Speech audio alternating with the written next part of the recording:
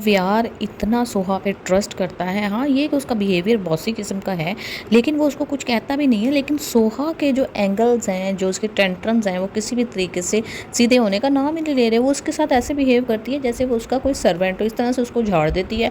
और वो सिर्फ इसी के सामने चुप रहता है, और तो किसी के भी सामने भाई वो चुप नहीं रहता है। अब ये जो चुप रहने वाली बात है ना, इससे ये साबित होता है कि वो सोहा को अंदर ही अंदर बहुत ज़्यादा पसंद करता है। क्योंकि ज़ावियार जो है वो एक डिसिप्लिन्ड किस्म का बंदा है, और वो चाहता है कि मेरी ज़िंदगी सेट रहे, मेरा बिज़नेस कभी भी खसारे में ना जाए, मेरी तवज्जो हमेशा सारा बिज़नेस के ऊपर रहे। कि जो ज़िंदगी गुजारने के असूल हैं कि कोई मेरे सामने ना बोले, मेरी कोई चीज़ इधर से उधर ना हो, घर का निज़ाम स्मूथ चल रहा हो।